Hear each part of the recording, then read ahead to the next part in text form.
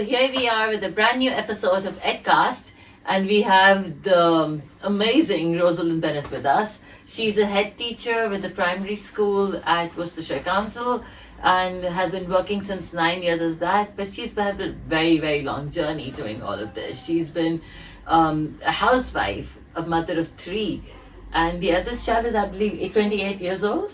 Yes. Yeah, so a mother of three and balancing all of this together, starting as a kitchen lady and then moving to head teachership, an amazing journey. So we are here to be inspired. Thank you for joining us. Oh, thank you for coming to see me. You're welcome. So, Rosalind, and since I spoke about this, I would really want you to tell us about your journey, your personal as well as professional journey, how it was, what motivated you to start at quite a later stage, and then getting here. Okay, so I think it was really, I'd had children very young. I didn't have a very good education. I didn't really do second education. I'd been out to work, and then I got married and I had a family quite young, and then sadly that broke down. And in some ways that was a driving force, because I was on my own with three children. And I wanted to make sure that I could support them, that we could be independent, and I needed to earn a living, and I needed to do that in a way that fitted in with the children as well, so that hopefully I could still do a good job of raising them. So I started working in the school as a dinner lady, and while I was working as a dinner lady, I was also doing my degree with the Open University. The most fantastic opportunities the Open University gives. That it gives you a second chance if you haven't had that education, that good education or great start. It's a great way to go and get a degree because you can fit it in. And so I studied, and it took me 5 years to get my degree. I did it in history, and it was just lovely. I just loved it. It was great to learn things, having not done secondary education at all. It was great to sort of really think about the wider world. And I fitted that in between my job as a dinner lady and in between raising my children. And it sort of progressed from there, really. So I had a lot of roles in schools after that. So at one point I worked in a preschool, and that really developed my interest in going into teaching. And then I got because I was working in a school as a dinner lady, I got an opportunity to do some relief cover as a teaching assistant. So I went into that role. And then from there, I then got appointed as a teaching assistant. So by the time I'd finished my degree, I was working as a teaching assistant in the school. And, they very kindly said that they would help me with my training as well. So I did a work route based into teaching, and it's just sort of taken off from there, really. It's been it was a good journey. It was a long journey. Sometimes it was hard, sometimes it was challenging, but overall it's been a really positive experience. Perfect. In terms of teaching experience, did you have time as a teacher as well? Were you teaching a subject? Yes, so I was a primary school teacher. Right. And because I've been working as a teaching assistant, I'd had some really good role models around me. So, I was absorbing all these skills. So hopefully by the time I came to do my teacher training, school life wasn't too much of a culture shock. I think school life does have a certain facet to it, and it can be a little bit chaotic, and to actually be in that environment and feel comfortable in that environment. So I was very lucky in that way, so that by the time I did my teacher training, I was very used to school life and school routines and procedures, and also I'd worked with some really great teachers who'd been really inspiring, so I had a really clear idea of what kind of teacher I wanted to be. And then I worked as a reception teacher, and then I worked as a Key Stage 2 teacher. Right. And then I got offered, I was working in a wonderful school in Stratford, and I got offered leadership opportunities there. And that was just lovely for me. It was never about a career. It was never because, I never set out to think, oh gosh, I want to be a head teacher. It was more that if I became a phase leader, which I did, then I could impact. I'd got certain things that were important, and values and visions, and I think it meant that I had a greater impact. And then I became a sort of a deputy head, and then on from there, obviously to a head teacher. But sometimes it still surprises me, because it's nothing I didn't really set out to do it. I just wanted to do a really good job and make sure that the children around me were getting a really good education. And in this whole process, what's kind of the most fulfilling part of being engaged with the school and working with obviously young children? What's the most fulfilling part that you still experience that kind of attracts you in this role? I think it's doing your best for the children in front of you. I think, you know, to be a teacher is very powerful. You know, when you have a child that can't, when you think the job that schools do, it's amazing. So most children, when they come to school, they can't read, you know, and then by the end of their primary school, they can read, they can write. And actually, these are such great skills to have. So I think we're very privileged to be in that position where we can help children and help them on to the next stage of their journey.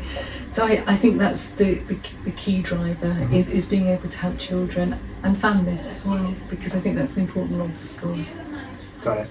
So, Rosalind, now we've been hearing a lot about, you know, the workload of teachers, and are they able to complete their curriculum on time, or do they have time for homework marking, and a lot of work pressure, and overall, you know, because it's funding issue too, there's a lot of pressure, and most of it was because we've been hearing about secondary, and we would want to know, is it the same scenario in the primary schools as well? I think it is a tough job. I think you need a lot of stamina to be able to do it. I also think you need to be very kind to yourself and make sure that you have a work-life balance, because I think if you're not happy and you're anxious and you're feeling overworked, actually it's hard to come into school and be a really good teacher then, and to have that positivity that the children need. I think that you heads have a responsibility to create an environment that is positive, that there's a collegial framework of support and colleagues helping each others. And I think that a bit like we treat the children, we've got to, in our schools, we've got to be allowed to make mistakes, we've got to be allowed to grow, we've got to be allowed to develop. And I think for heads or anyone in school leadership, creating that framework, which, you know, can be quite challenging when you've got the pressures of Ofsted or data standards on your back. Yeah. But actually that will build a work team, hopefully, you know, that do feel engaged and motivated and enthused. I also think it's being careful about what you do, that if you can't just keep saying, right, we're going to do this, we're going to do this, we're going to do this. Like, actually, we're going to do this, but that means actually we can't do this anymore, because you can't just keep piling on the work and piling on the work. And I also think as well, particularly in a primary school, it's very much about keeping it simple. You know, we want the children to be able to read, we want them to be able to write, we want them to enjoy school, we want them to have, you know, an amazing childhood, and just keeping those things sort of more or less as your focus, and not getting too worried about the latest government policy or strategy or initiative, but making sensible decisions on behalf of your school and the team that you're leading to make sure that teachers aren't getting overworked or overburdened with the workload. And despite that, the Ofsted rating was very good.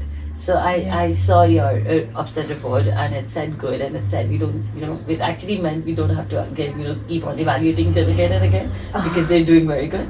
And on top of that, if you were to, let's say, tell other head teachers, because you've been a head teacher for 9 years now, right? So in these 9 years, are there certain measures that you've taken? I mean, I love the concept of, they should be allowed, and everybody in the world should be allowed to make mistakes, because otherwise you just keep on making more mistakes because you're afraid of making mistakes, right? And this keeps happening. And with a lot of pressure, this comes more. So are there any other specific steps that you've taken to motivate your teachers, which probably other head teachers can also do in a primary school? I think it's very much about enjoying the journey. So, we are a good school, but when I first came here to Flyford, we weren't a good school. We needed to improve. And I think you've got to enjoy that journey. So I think if you're working in a school that's on an improvement journey, sometimes it can feel very overwhelming, because you will be having specialists come in to support, and you will have people coming saying, well, you need to do it like this, or you need to do it like this. And I think as a head teacher, it's making sure that you've got a clear vision for the school, and that you and your team are going to enjoy that journey of improvement. And I think that's done by, as I say, just creating those right conditions. I think the team that I've got around me now, and I am very lucky, but they help each other, and that's absolutely brilliant. And they can let their guard down, and they can sort of say, oh, I had this lesson, it didn't go too well. and somebody will come up with suggestions, and I think they're very focused on the children and wanting to doing the best for the children.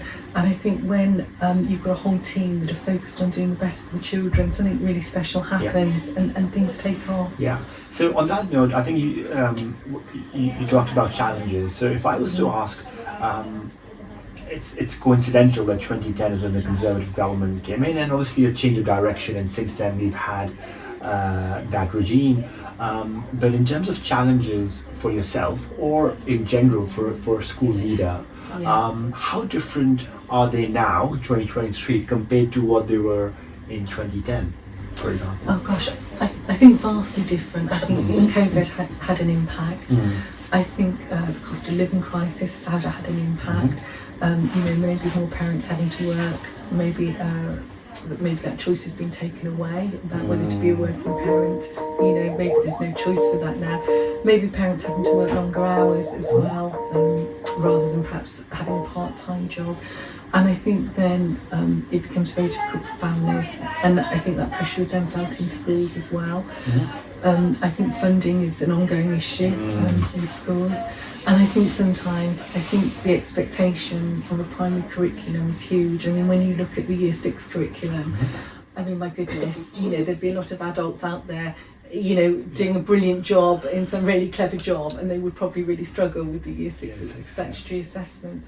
So I think there's ongoing pressures are always there, and I think at that point you've just got to sort of roll your sleeves up and do the best you can, and do the best for the children. So it sounds like the challenges, and which is the kind of like the answer we get from all school leaders. The challenges have dramatically increased, and COVID obviously is an external factor, but the things, the policy change in terms of the austerity and all that, and then on top of that, the regulatory pressure, the expectations around curriculum, as you said, not only its alignment but also its completion and its breadth and its changes.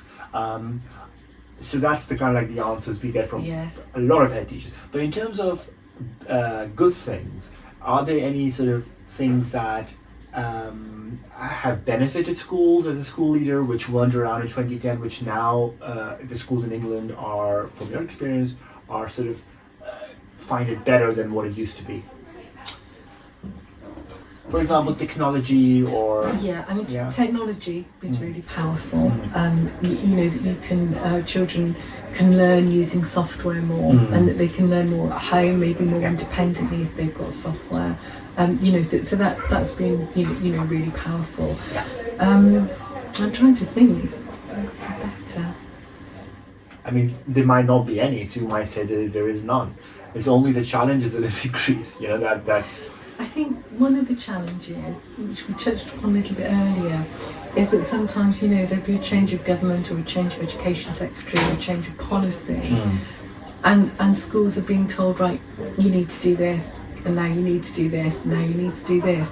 Nobody ever tells you to stop doing anything. It's you need to do more of this, or and if there's a problem sort of in society that wants to be tackled, quite rightly, it's brought into the schools. So we do a lot more in terms of radicalisation now than we would have done sort of 10 years ago. So all the things that the current government sort of want you to learn, is sort of put into the schools. And I think that's really hard for schools. I think we want to be obedient, we want to do it, but then it doesn't, right, we'd like you to tackle this now, but you don't need to do this anymore. It doesn't work like that. So I think that is the challenge, that schools are taking on more and more of that sort of social responsibility. Probably going back sort of, when my own children were at school, it was very much about an education. It was very much about, learning to read, learning to write, knowing history, knowing geography. And, those are wonderful things. But now it's also our responsibility to develop, good British citizens, with British values. And I'm not against that at all, but we keep having more things put into the curriculum and more things put into the curriculum without other things being taken out. Except funds. That's what's been taken out. Yes, yes, that's very true. Yeah. Right? And support services as well, I think, because as you know, we've talked about, you know, we are a maintained school, and you know, I know we've got a great team at Worcestershire Children's First, but you know that they gradually reduced, and I think the services that I had access to when I started working here 9 years ago, you don't have that same level of services now. Everything's a lot harder to access. Okay, so we started with talking about, of course, you know, your family life, and then, of course, this is a lot of responsibility, the whole school actually.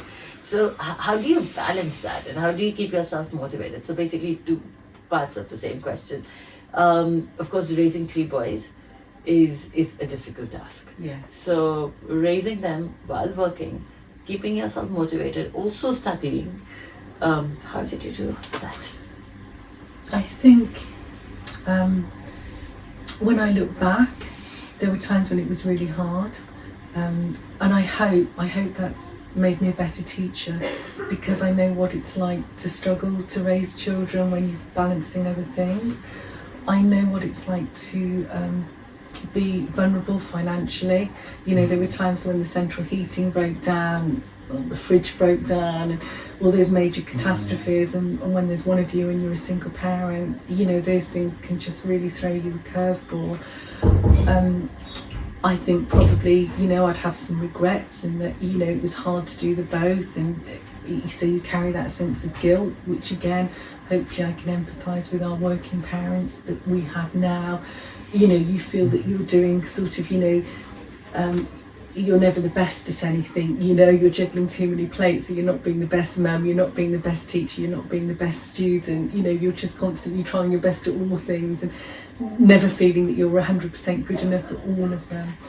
So I think that, but hopefully those experiences have come in really useful for me to understanding what families experience on a day-to-day basis. And there were some wonderful parts as well, you know, sort of within that journey, and you know, studying again, having studied, was just magical. So there were parts that were very enjoyable. I tried really hard as well to make sure sort of that weekends and holidays were for the children. I can remember studying in the early hours, so you know, maybe I'd bring them home from school and we'd have a meal and have some time together and help with the homework, and then maybe once they'd gone to bed I'd be writing essays till about 2 or 3 in the morning. So I think there was a couple of years when I looked like a panda, you know, I'd got great big black circles under my eyes. So it was a difficult time. I think the thing that kept me motivated was really, at the time, it didn't feel like a choice. I had to support these children. I had to find a way to be able to earn a living. So in some ways that was very much the driver. And it's a strange dichotomy, because that was the driver to sort of protect the family, to make sure that we had a home. But actually that was the thing that you felt that you weren't doing very well in trying to achieve those things. So I think that was the driver. And then I think as I worked in the school, my driver has always been about doing the best for the children. You know, not just educationally, that is really important, but making sure that children feel safe and happy in school. You know, I don't know, I mean, I went to school in the 70s and it wasn't a very enjoyable experience. You know, it was sort of part of childhood that your nice time was at home and not particularly at school, and I don't think it should be like that. I think that school should be a holistic part of a wonderful childhood. So I think that's been, you know, a particular driver as well. You know, you're the first person that I've ever seen who's been a fighter, who's been through a lot, and still is so calm. I mean, honestly, I mean, all of those people who usually go through struggle, I mean, you know, take any of us, we become very alpha and, you know, very defensive. And I've never been this calm. Okay. Wow, I gotta learn this from you. I think you have to learn. I think there were so many things that weren't in my control, you know, during the darker moments. But I still wanted to be that good role model for my children and that loving role model. And I think sometimes if your anxieties overwhelm you, then you can't always do your best. Yeah. And I think that you take that and you put that into a school as well. You know, I have to have emotional resilience, so whatever's going on in school, I can still lead. Whatever is going on around me, I still want to be able to put the school first and the children first, and so I think it's something that you sort of acquire through the years. I'm sure I had my panicky moments. This is beautiful, honestly. I completely lose control when this happens to me, so this is amazing. And probably this is what led you towards the Supporting Families initiative, because you've already been through this. So would you want to talk about that a little more? I think that I can draw upon my own experiences, and hopefully that can make me empathise with the families around us. But I think all schools now, again, this has changed over the years. Historically schools where your children went to be educated, but now I think very much the schools are there to support families, and if you take a child into your school, actually you're taking part of their family, the family with you, and to do your best for that child, it's also important that you support families as well. And we've done that in a couple of ways here. We've introduced wraparound care, because that's really important. Working families need somewhere where they can drop their children off. They need care before school, they need care after school. We also introduced a nursery as well, so that we wanted our families to be able to drop off in one place if they wanted to, that they hadn't got to go and perhaps drop one child at the childminder, one child at the preschool, one child at the school. So we've tried to do that. We've opened a holiday club as well, so that we can try and support parents in that way. But I think it's important, and each family is different. It's looking at what families need as much as what the child needs. And on that point, I think one of the things that we also wanted to talk about was tutoring, especially with COVID, with the government announcing the national tutoring program. Schools that weren't equipped for the technology, and then even the parents, they got stuck, for example, somewhere, and they had to move digital in terms of the lessons. Some schools, some organizations have said good things about the tutoring program, but some, and the report was out there that I think it was like a big percent which didn't even use it. So in terms of your school and your experience, and even your own viewpoint, what do you think about tutoring in general in terms of helping the mainstream education in England, and whether it's from your experience or and also from a child's educational journey point of view? Do you think tutors have a good role to play? Do they make a difference? Is it impactful? I think the more hands on deck, the better. I think the more people that are supporting education, it's wonderful. And I think the great thing about tutoring is that you can really be precise and have those one-on-one and those small groups, and I think that's particularly important as part of the COVID recovery. Where some children, with the learning that we were doing during COVID, some families managed better than others. Some families were working through it. Some families, they might have had 5 children, and perhaps the oldest child had access to the technology and the youngest child didn't. It was really tough, I think, for parents during COVID, and I admired all those parents that, gave it a go, because I know that would have been, for me, really tricky teaching my own children. Teaching 30 children in a classroom, I could do that, but teaching 3 children at home, when you're trying to balance a job and all the stresses, strains of COVID, is really to be admired. But I think with tutoring, with good tutors and having that extra, pair of hands, and there's more intimate personal relationships, can be really powerful for children. But whilst it's also understandable that if a parent is going for a tutor for the same child, and from a school's point of view or from a teacher's point of view, and we've put teaching hats on, it seems like that it's kind of like not a nice thing that I'm a teacher, and why did that parent felt that they needed a tutor for that child, right? Well, am I not doing a good job in this classroom, that they needed sort of some intervention? So it's just, that is natural, that reaction from a teacher to know and to feel about tutoring is natural. So that has always been around. Luckily with COVID, tutoring was pushed by the government to be taken up by schools, and that sort of changed a little bit some things. But you said that the more hands on the deck, the better. But in terms of what I just described as a natural reaction, as a natural response, what would you say is do you think that's something which is understandable, something which is justified, something that should continue? I think I think it should continue. I don't think there's any reason to feel defensive as a teacher. I mean, I often say we can teach children to read. You know, that we can do that. But for a child to be a good fluent reader, they need to practice. Yeah. You know, and if they're practicing with parents or practicing the skill with a tutor, then it's all for the good. And I think that really as well, which I think happened hopefully a lot for a lot of schools in COVID, and I know we certainly did with our tutors that we've linked with, is that schools and tutors working together in that partnership. So I think it's having those conversations, and I think, you know, her teachers sort of saying to the tutor, actually I've noticed this, and if you could practice with this with them, that would be really helpful. You know, when we're teaching in a large group, and actually some one-on-one work, having that capacity can be really powerful. And I think having that relationship, there's no need to feel defensive.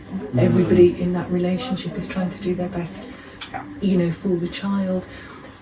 Practice makes perfect. You know, we can introduce concepts, but actually the more the children go off and they practice, whether it's with their parents, with a tutor, with one of our learning assistants, it's all good. And in terms of the future, so so with the National Tutoring Programme, as it seems, does run away, and there is no subsidy or funding by the government, then it's down to pupil premiums, right? The schools, if they want tutoring, then that's the pot that they have to use. What do you believe? Let's talk about in the primary school context, right? What would you believe does this future hold? Do you think that after the NTP, that there is a future of tutoring companies, tutors playing a role with school, whether it's at school or via the school? Do you think there's a future for that? I think so, definitely, especially with there's been those positive experiences. So for us, the tutors that we've worked with, you know, they've been really powerful, really helpful, and actually seeing what they can do for us has been really great. So for as long as it's financially viable, we want to keep those links and keep bringing tutors into school. So, you know, I do think there is a place for that in the future. So, of course, given the fact that NTP funding may go, and yes, as much as we'd like, you know, having extra support, we might not be able to do, a lot of schools might not be able to do it because of less funding. So how about this COVID recovery premium that was announced? So, you know, I saw that you did spend some amount and it was allocated to you. So do you still have these for the next 2 years, or how do you plan to? So we still have a little bit of recovery premium, not a great deal. It's getting less and less every year, so you know, spinning it, you know, it's being phased out. We spend more on tutoring than we actually receive, and we have seen the power of that and the benefits of that, particularly you know, with our maths tutors that we have coming in. And so, you know, we want that to continue because we can see how powerful. I think it's, with any school budget, you're always looking at what is cost effective and what's having the most impact. So I think where there are those tried and trusted relationships, you know, actually you're going to get really good value added from this. And that will be pertinent to each school. I think the other thing is, and I think this is going on around the country, I think it's quite hard to recruit support staff to schools at the moment. So there's lots of things. There's cost of living crisis. So if, you know, working, even though our support staff are amazing, our teaching, our learning assistants, they're not particularly well paid. They don't work particularly long hours. So again, that earning capacity is reduced. And I think that's something that's really changed, that a lot of schools have seen over recent years. You know, going back 10 years, if you put out an advertisement for a teaching assistant, you would get a lot of responses, and now it's getting less and less.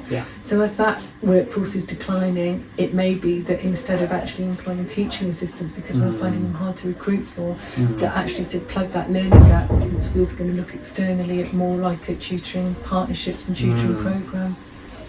Alright, so one word of advice, if I ask you to give to women who somehow, with all the struggle and every time life hits them, give up, and you didn't, and you still remain calm and you made it.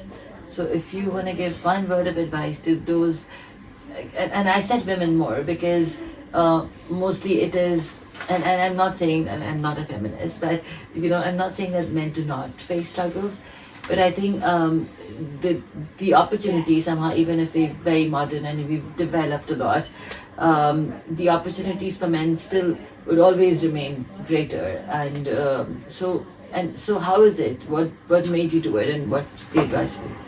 I would say have belief that you can achieve things, because I had a really poor education, and I hardly got any O levels, certainly hadn't got any A levels. So I think if I can do it, anybody can. If I can learn new skills, to have that belief that you can learn new skills, and that you can, and also find something that you love, something that you enjoy, and then just gradually work towards it. Small steps. I didn't go from a dinner lady and then jump to head teacher. There was a journey along the way, and I think it's also enjoy that journey. Don't see the end result as, actually I'll enjoy it when I get there. Enjoy that learning process, and just have faith that you can do it. Anybody can learn. Enjoy the journey. Yes, Yes. it's gonna happen. It's gonna happen. Oh, wonderful. Thank you very much. Thank you very much for